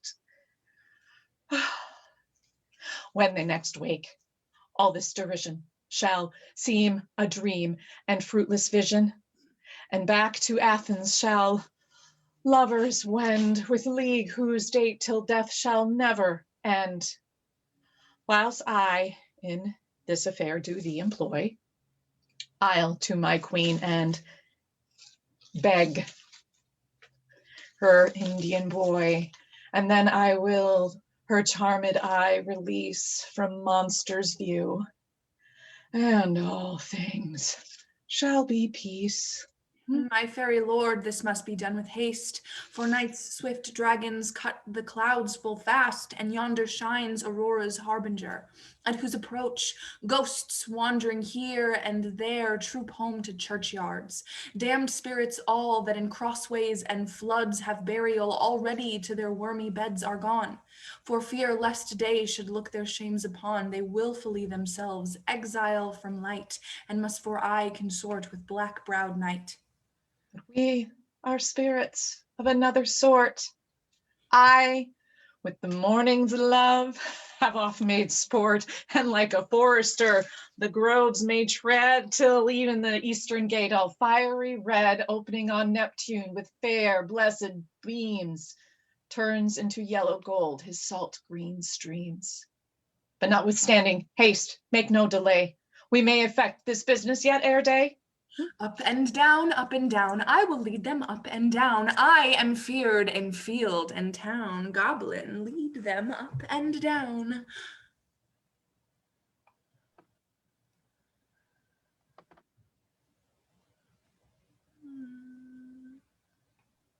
Where art thou, proud Demetrius? Here comes one. Thou now? Here, villain, drawn and ready. Where art thou? I will be with thee straight. Follow me then to plainer ground. Lysander, speak again. Thou runaway, thou coward, art thou fled? Speak. Some bush, where dost thou hide thy head? Thou coward, art thou bragging to the stars, telling the bushes that thou look'st for wars, and wilt not come? Come, recreant, come, thou child, I'll whip thee with a rod. He is defiled that draws a sword on thee. Yea, art thou there? Follow my voice, we'll try no manhood here. He goes before me and still dares me on. When I come where he calls, then he is gone. The villain is much lighter heeled than I. I followed fast, but faster he did fly. That fallen am I in dark, uneven way, and here will rest me. Come, thou gentle day, for if but once thou show me thy gray light, I'll find Demetrius and revenge this spite. Oh, coward, why comest thou not? Abide me, if thou darest, for well I wot thou runn'st before me, shifting every place, and darest not stand nor look me in the face. Where art thou now? Come hither, I am here. Dare then, thou mock'st me. Thou shalt buy this dear, if ever I thy face by daylight see. Now go thy way. Faintness constraineth me to measure out my length on this cold bed. Thy day's approach, look to be visited. Oh, weary night, oh, long and tedious night. Abate thy hours, shine comforts from the east, that I may back to Athens by daylight from these that my poor company detest, and sleep that sometimes shuts up sorrow's eye and steal me a while from mine own company. Yet but 3. Come one more, 2 of both kinds makes up 4. Ah, here she comes. Oh, cursed and sad. Cupid is a knavish lad, thus to make poor females mad. Never so weary, never so in woe, bedabbled with the dew and torn with briars. I can no further crawl, no further go. My legs can keep no pace with my desires. Here will I rest me till the break of day. Heavens shield Lysander if they mean a fray. On the ground, sleep sound. I'll apply to your eye gentle lover remedy. When thou wakest, thou takest true delight in the sight of thy former lady's eye, and the country proverb known that every man should take his own, in your waking shall be shown. Jack shall have Jill, naught shall go ill. The man shall have his mare again, and all shall be well.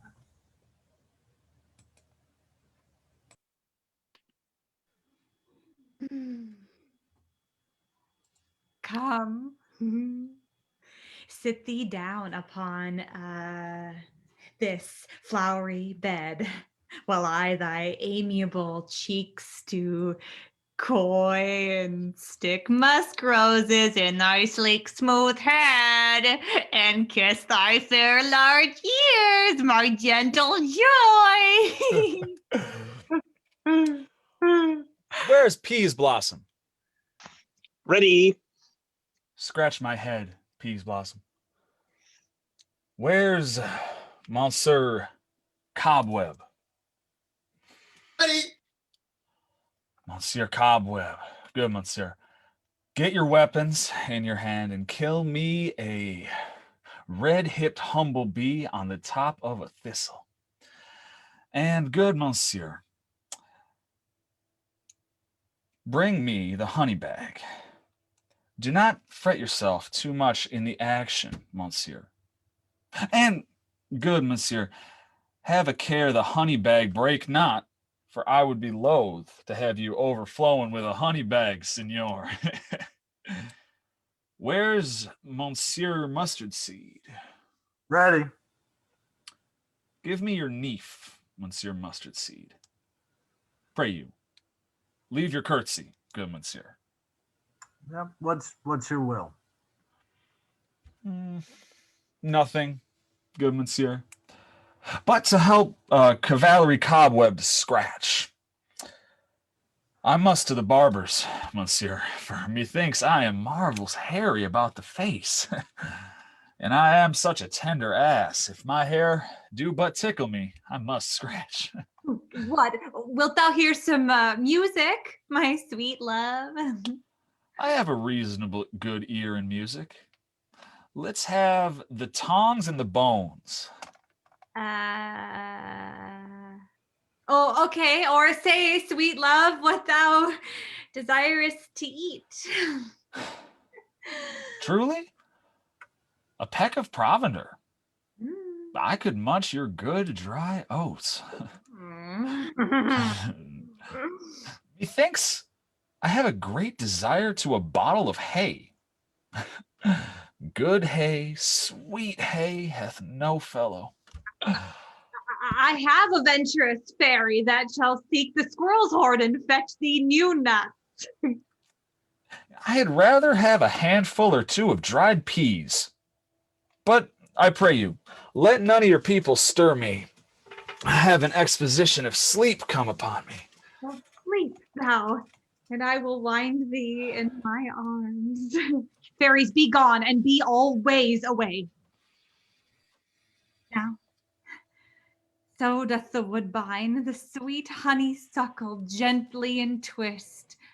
The female ivy so enrings the barky fingers of the elm. Oh, how I love thee! Oh, how I dote on thee! Mwah.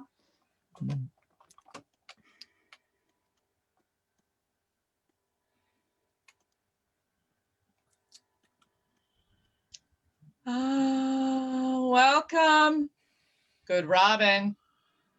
Seest thou this sweet sight? Her dotage now I do begin to pity. For meeting her of late behind the woods, seeking sweet favors for this hateful fool, I did upbraid her and fall out with her. For she his hairy temples then had rounded with a coronet of fresh and fragrant flowers, and that same dew which sometime on the buds was wont to swell like round and orient pearls stood now within the pretty floret's eyes like tears that did their own disgrace bewail. When I had my pleasure taunted her, and she in mild terms begged my patience, I then did ask her of the changeling child, which straight she gave me, and her fairy sent to bear him to my bower in fairyland. And now I have the boy. I will undo this hateful imperfection of her eyes. And, gentle Puck, take this transformed scalp from off the head of this Athenian swain, that he, waking when the other do, may all to Athens back again repair, and think no more of this night's accidents, but as the fierce vexation of a dream. But first, I will release the fairy queen. Be as thou want to be, see as thou wast wont to see, Dian's bud or Cupid's flower, hath such a force and blessed power. Now, my Titania, wake you, my sweet queen. My Oberon. What visions have I seen? Methought I was enamored of an ass. There lies your love. How came these things to pass? Oh, how mine eyes do loathe his visage now. Silence a while. Robin, take off his head. Titania, music call, and strike more dead than common sleep of all these five the sense. Music! Oh, music, such as charmeth sleep. Now when thou wakest, with thine own fool's eyes peep. Sound! Music! Come, my queen, take hands with me, and rock the ground whereupon these sleepers be. And now thou and I are new in amity, and will tomorrow midnight solemnity solemnly dance in Duke Theseus's house triumphantly and bless it to all fair prosperity. There shall the pairs of faithful lovers be wedded with Theseus, all in jollity. Oh, Fairy King, attend and mark, I do hear the morning lark. Then, my queen, in silence sad trip we. After midnight shade, we the globe can compass soon, swifter than the wandering moon. Come, my lord, and in our flight tell me how it came this night that I sleeping here was found with these mortals on the ground. Go, one of you, find out the forester, for now our observation is performed, and since we have the wayward of the day, my love shall hear the music of my hounds. Uncouple in the western valley, let them go. Dispatch, I say, and find the forester. We will, fair queen, up to the mountain's top, and mark the musical confusion of hounds and echo in conjunction. I was with Hercules and Cadmus once, when in the wood of Crete they bayed the bear with hounds of Sparta. Never did I hear such gallant chiding, for besides the groves, the skies, the fountains, every region near seem all one mutual cry. I never heard so musical a discord, such sweet thunder.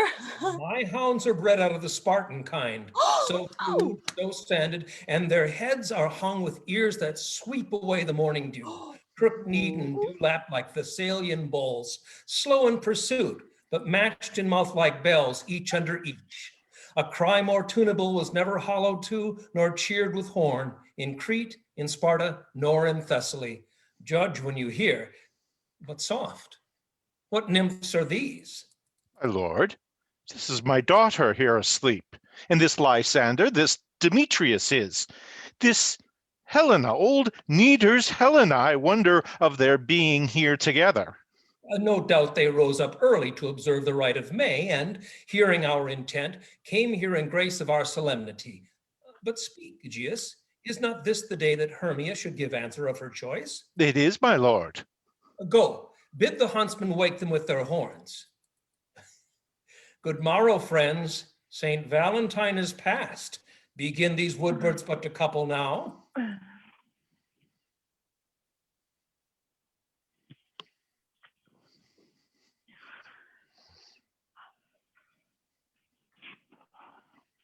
I pray you all stand up. I know you to our rival enemies. How comes this gentle concord in the world, that hatred is so far from jealousy, to sleep by hate and fear no enmity? My lord, I shall reply amazedly, half sleep, half waking, but as yet I swear I cannot truly say how I came here. But as I think, for truly would I speak, and now I do bethink me, so it is, I came with Hermia hither. Our intent was to be gone from Athens, where we might, without the peril of the Athenian law, wed. Enough, enough, my lord, you have enough. I beg the law upon his head. They would have stolen away, they would, Demetrius, thereby to have defeated you and me. You of your wife, and me of my consent that she should be your wife. My lord, fair Helen told me of their stealth, of this their purpose hither to this wood, and I in fury hither followed them. Fair Helena in fancy following me, but my good lord, I wot not by what power, but by some power it is, my love to Hermia melted as the snow, seems to me now as the remembrance of an idol god, which in my childhood I did dote upon. And all the faith, the virtue of my heart, the object, and the pleasure of mine eye is only Helena. To her, my lord, was I betrothed ere I saw Hermia. Like a sickness did I loathe this food. But as in health come to my natural taste, now I do wish it, love it, long for it, and will be forevermore true to it. Fair lovers, you are fortunately met. Of this discourse we more will hear anon. Egeus, I will overbear your will, for in the temple by and by, with us, these couples shall eternally be knit, and for the morning now is something worn, our purposed hunting shall be set aside. Away with us to Athens, 3 and 3, we'll hold a feast in great solemnity. Come, Hippolyta. These things seem small and undistinguishable, like far-off mountains turned into clouds. Methinks I see these things with parted eyes, when everything seems double. Oh, methinks. And I have found Demetrius like a jewel, mine own and not mine own. Are you sure that we are awake? It seems to me that yet we sleep, we dream. Do not you think the Duke was here and bid us follow him? Yea, and my father. And Hippolyta. And he did bid us follow to the temple. Why then, we are awake. Let's follow him, and by the way, let's recount our dreams.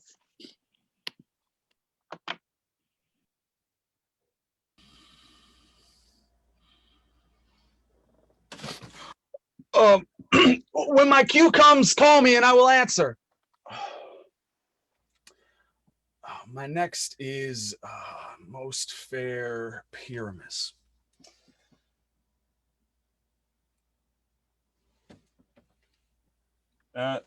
Hey ho, Peter Quince, Flute the bellows mender, Snout the tinker, Starveling. Gods of my life. Stolen hence and left me sleeping. I have had a most rare vision. I have had a dream, past the wit of man to say what dream it was. Man is but an ass if he go about to expound this dream. Methought there is no man can tell what. Methought I was, and methought I had, but man is a patched fool if he will offer to say what methought I had. The eye of man hath not heard, the ear of man hath not seen, man's hand is not able to taste, his tongue to conceive, nor his heart to report what my dream was. I will get Peter Quince to write a ballet of this dream. It shall be called Bottom's Dream, for it hath no bottom. And I will sing it in the latter end of a play before the Duke. Peradventure, to make it the more gracious, I shall sing it at her death.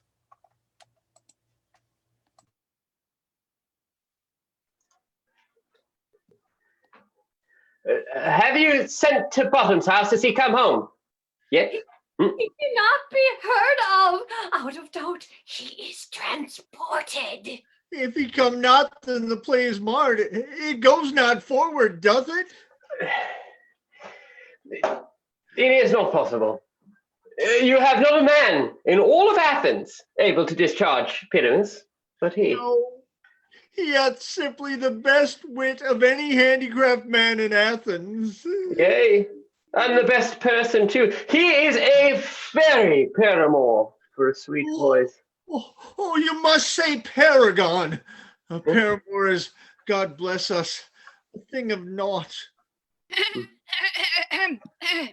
Masters, the Duke is coming from the temple, and there is 2 or 3 lords and ladies more married.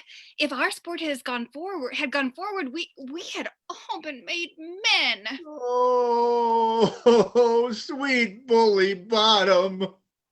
Thus hath he lost 6 pence a day during his life. He could not escape 6 pence a day. And the Duke had not given him 6 pence a day for playing Pyramus, I'll be hanged. He would have deserved it. 6 pence a day for playing Pyramus, or nothing.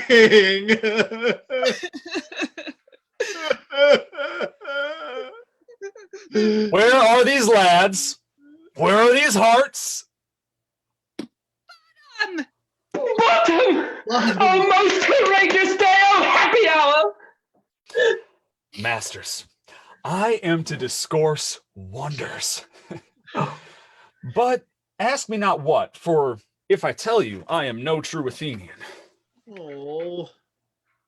I will tell you everything, right as it fell out. Let us hear, sweet Bottom. Not a word of me.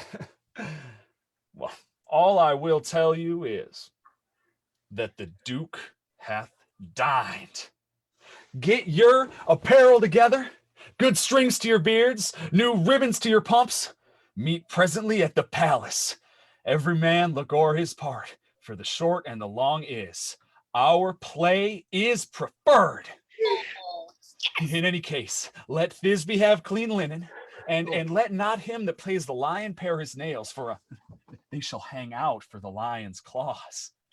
And, most dear actors, eat no onions or garlic, for we are to utter sweet breath, and I do not doubt but to hear them say, it is a sweet comedy. No more words. Away, go, away.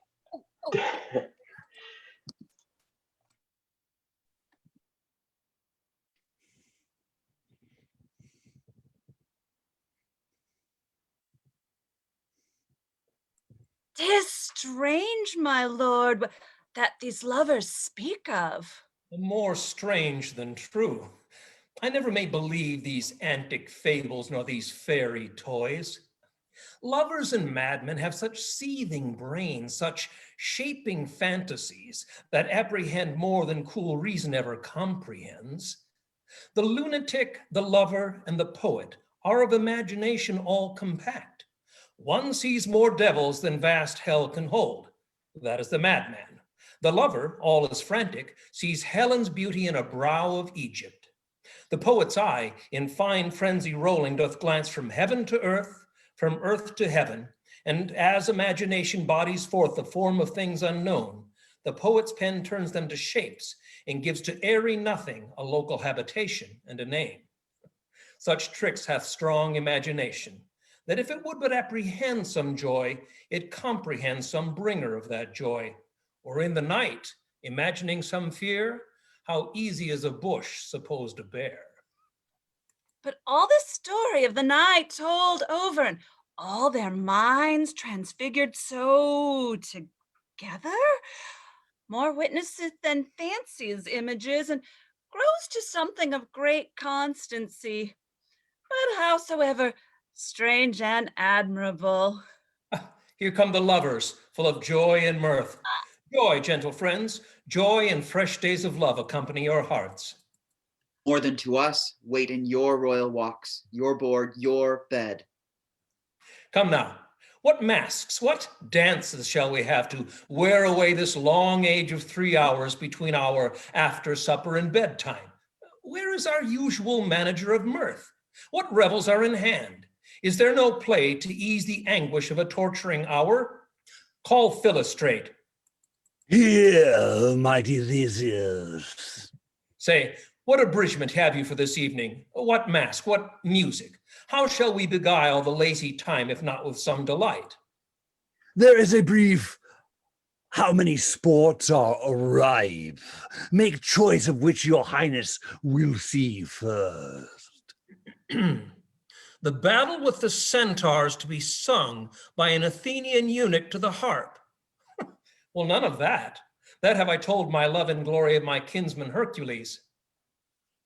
The riot of the tipsy bacchanals, tearing the Thracian singer in their rage. That is an old device, and it was played when I from Thebes came last a conqueror.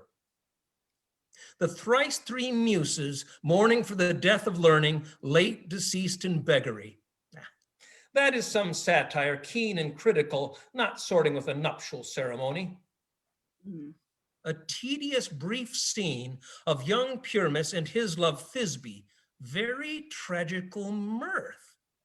Merry and tragical, tedious and brief. That is hot ice and wondrous strange snow. How shall we find the concord of this discord? A play there is, my lord, some 10 words long, which is as brief as I have known a play.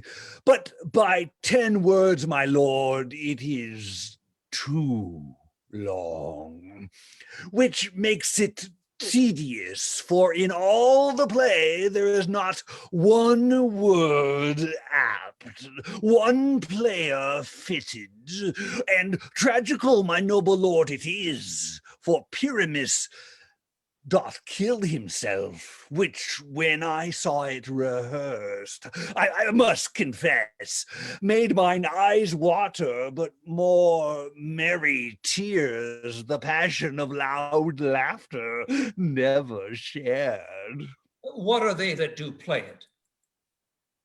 Hard-handed men that work in Athens here, which never labored in their minds till now, and now have toiled their unbreathed memories with this same play against your nuptials. And we will hear it. No, my noble lord, it is not for you. I have heard it over, and it is nothing in the world, unless you can find sport in their intense, extremely stretched and conned with cruel pain to do you service. I will hear that play, for never anything can be amiss when simpleness and duty tender it. Go, bring them in, and take your places, ladies. I'd love not to see wretchedness o'ercharged and duty is in his service perishing. Why, gentle sweet, you shall see no such thing. He says they can do nothing in this kind. The kind are we to give them thanks for nothing. Our sport shall be to take what they mistake, and what poor duty cannot do, noble respect takes it in might, not merit. Where I have come, great clerks have purposed to greet me with premeditated welcomes, where I have seen them shiver and look pale, make periods in the midst of sentences, throttle their practiced accent in their fears, and in conclusion, dumbly have broke off, not paying me a welcome. Trust me, sweet, out of this silence yet I picked a welcome, and in the modesty of fearful duty, I read as much as from the rattling tongue of saucy and audacious eloquence. Love, therefore, and tongue-tied simplicity in least speak most to my capacity. So please your grace, the prologue is addressed. Let him approach.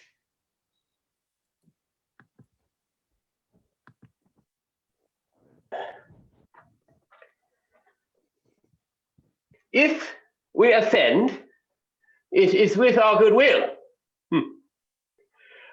That you should think we come not to offend, but with good will.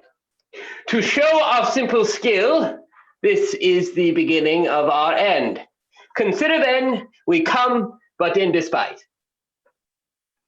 We do not come as minding to content you. Our true intent is,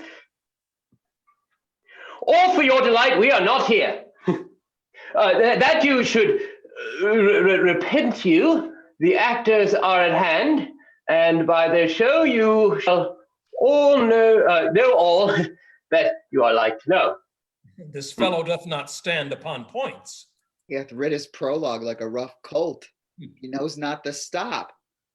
A good moral, my lord. It is not enough to speak, but to speak true. Did he have played to this prologue like a child on a recorder? Sound, but not in government. His speech was like a tangled chain, nothing impaired, but all disordered. Who is next?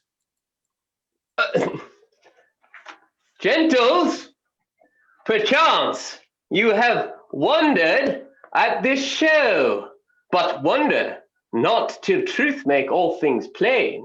This man is Pyramus, if you would know. This beauteous lady, Thisbe, is certain. This man with lime and rough cast doth present war.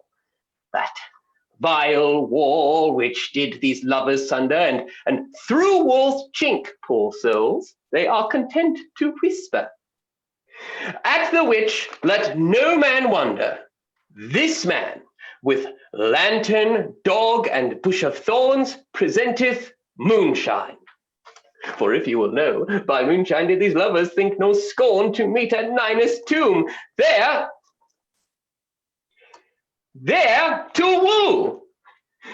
This grisly beast, which lion hight by name, the trusty Thisbe, coming first by night, did scare away, or rather did affright. And as she fled, her mantle she did fall, which lion vile with bloody mouth did stain. Anon comes Pyramus, sweet youth and tall, and finds his trusty Thisbe's mantle slain.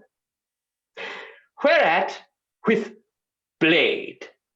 bloody blameful blade, he bravely broached his boiling bloody breast, and Thisbe, tarrying in mulberry shade, his dagger drew and died. For all the rest, let lion, moonshine, wall, and lovers twain at large discourse, while here they do remain. I wonder if the lion be to speak. No wonder, my lord. One lion may when many asses do.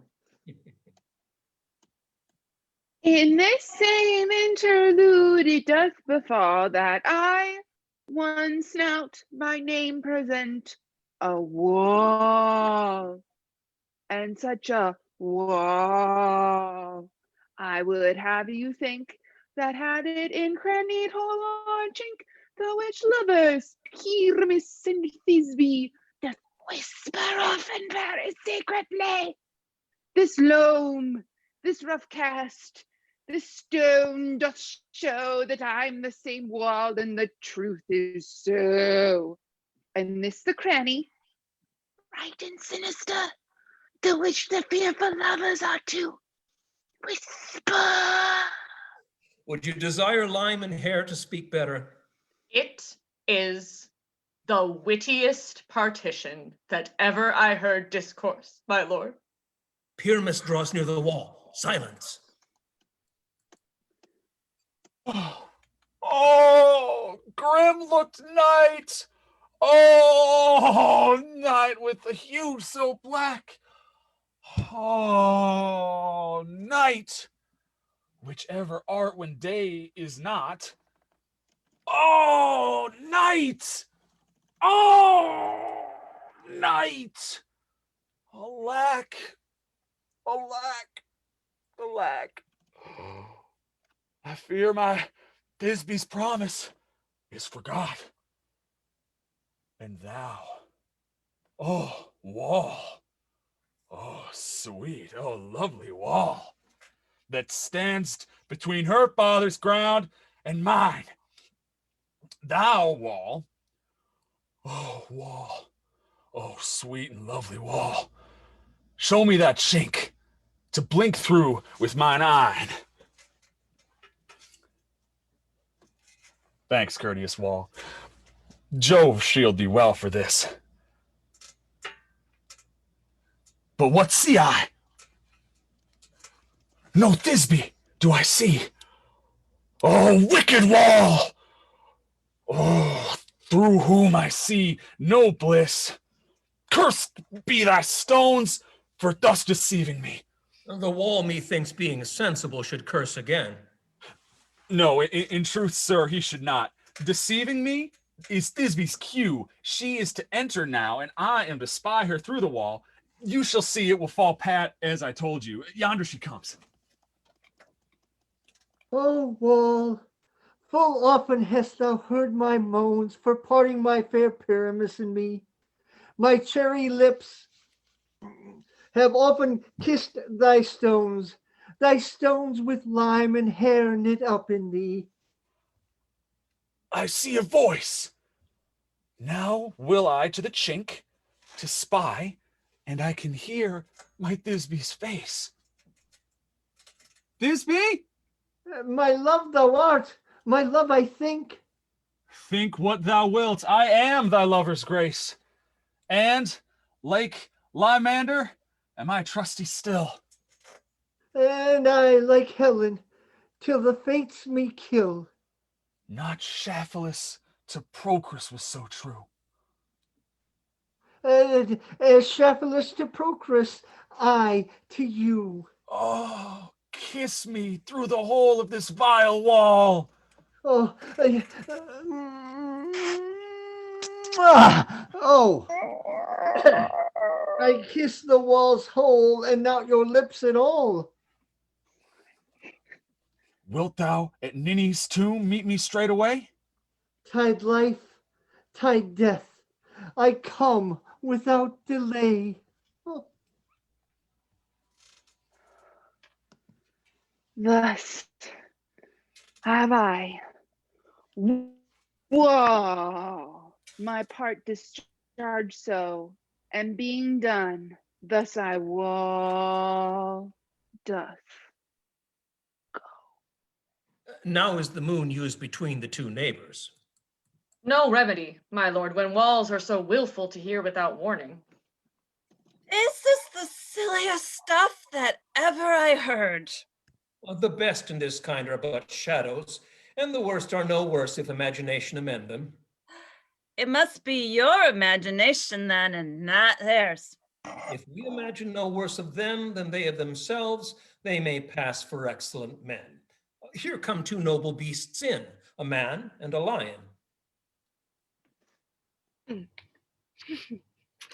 You ladies, you whose gentle hearts do fear the smallest monstrous mouse that creeps on floor, may now, perchance, both quake and tremble here, when lion rough in wildest rage doth roar. Then know that I, as Snug the joiner am, a lion fell, nor else no lion's dam, for if I should as lion come and strife it into this place, 'twere pity on my life. A very gentle beast and of a good conscience. The very best at a beast, my lord, that e'er I saw. This lion is a very fox for his valor. True, and a goose for his discretion. Not so, my lord, for his valor cannot carry his discretion, and the fox carries the goose. His discretion, I am sure, cannot carry his valor, for the goose carries not the fox. It is well, leave it to his discretion, and let us listen to the moon.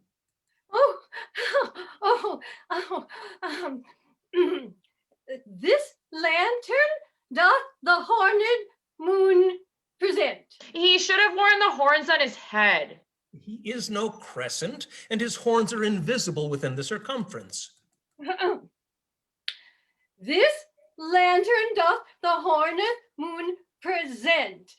Myself the man the moon do seem to be. This is the greatest error of all the rest. The man should be put into the lantern. How is it else the man in the moon? He dares not come there for the candle, for you see it is already in snow.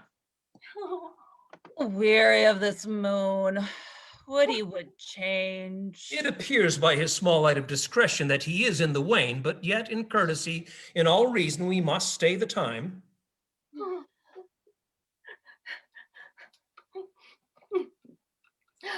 Proceed. All that I have to say is to tell you that this lantern is the moon, and I, the man in the moon, and this thorn bush is my thorn bush, and this dog, my dog. Why, all these should be in the lantern, for all these are in the moon. But silence, here comes Thisbe. This is old Ninny's tomb. Oh, where is my love? Roar! Well roared, lion. Well run, Thisbe. Well shown, moon! Truly, the moon shines with a good grace. Well moused, lion. And so the lion vanished. Vanished. Vanished. Sweet moon, I thank thee for thy sunny beams. I thank thee, moon, for shining now so bright. For by thy gracious, golden, glittering gleams, I trust to take of truest Thisbe's sight. But stay! Oh, spite! But mark, poor knight, what dreadful dole is here! Eyes, do you see? How can it be? Oh, dainty duck! Oh, dear! The mantle good. What? Stained with blood! Approach, ye furious fowl! Oh, fates! Come, come! Cut, thread, and drum! Quail, crush! Include and quail! This passion and the death of a dear friend would go near to make a man look sad. True, my heart, but I pity the man. Wherefore, nature, didst thou lions frame? Since lions vile hath here deflowered my dear, which is, no, which was the fairest dame that lived, that loved, that liked, that looked with cheer. Come, tears, confound. Out, sword, and wound the pap of Pyramus. Aye, that left pap, where the heart doth hop.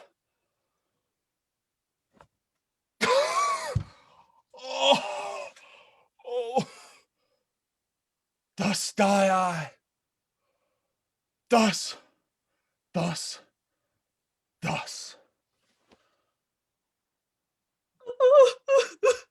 Now am I dead?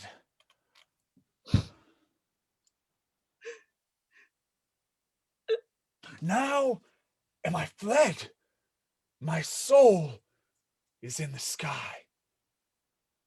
Tongue, lose thy light. Moon, take thy flight. Now, die.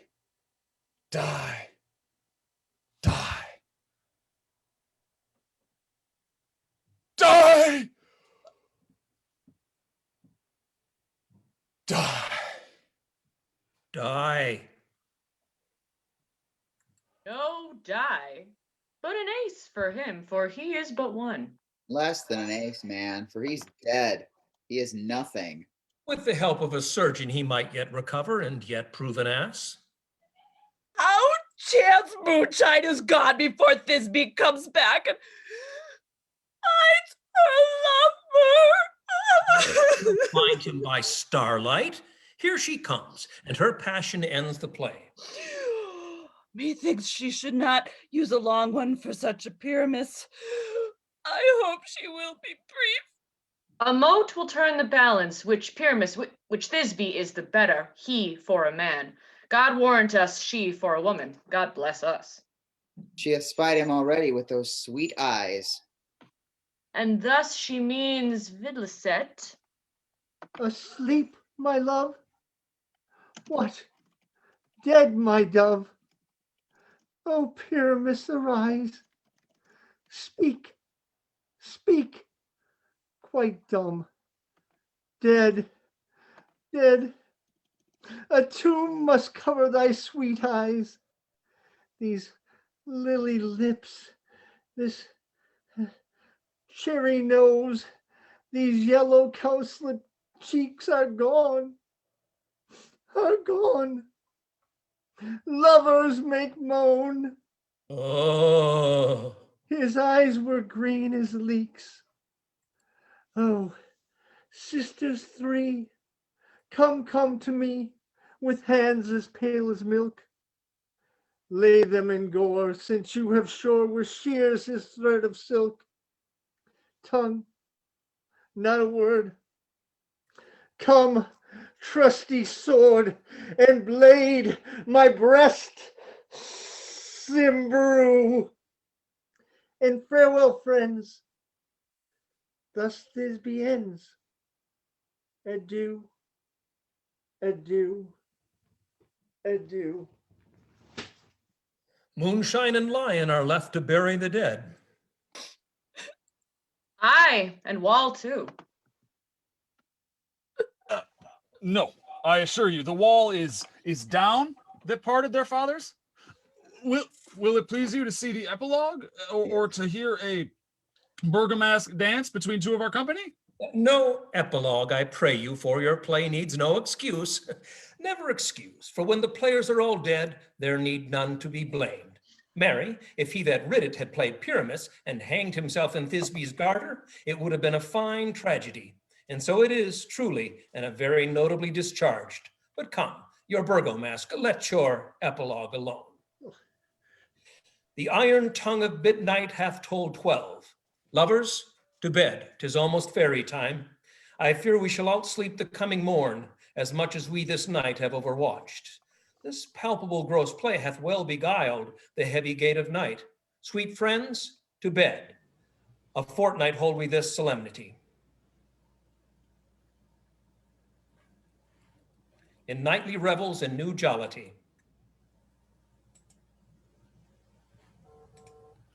Now the hungry lion roars, and the wolf behowls the moon whilst the heavy ploughman snores, all with weary tasks fordone.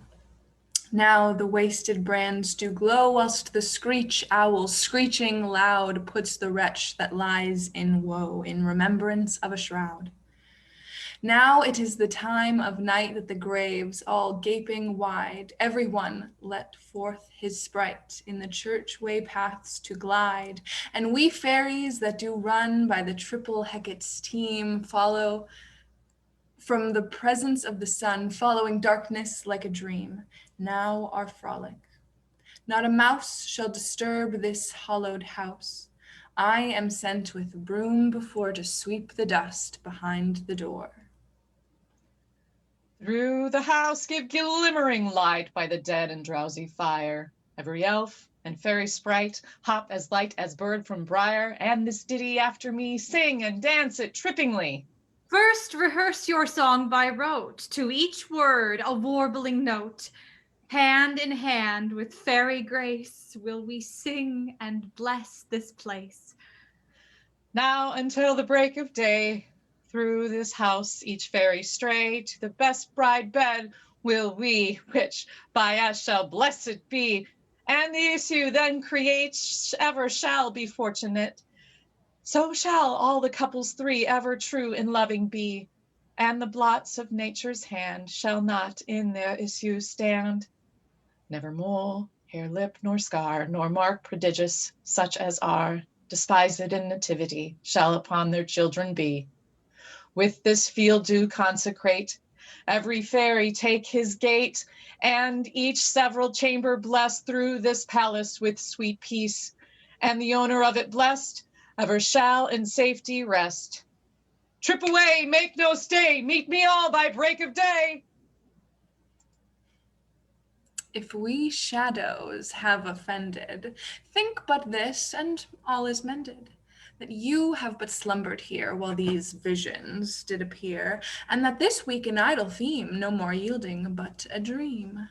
Gentles, do not reprehend. If you pardon, we will mend, and as I am an honest puck, if we have unearned luck now to scape the serpent's tongue, we will make amends ere long.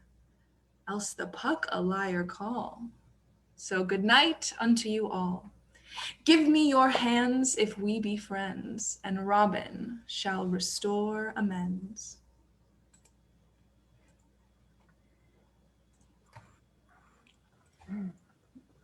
Thank you, everybody. Thanks for coming out. Tune in next Saturday for our next reading.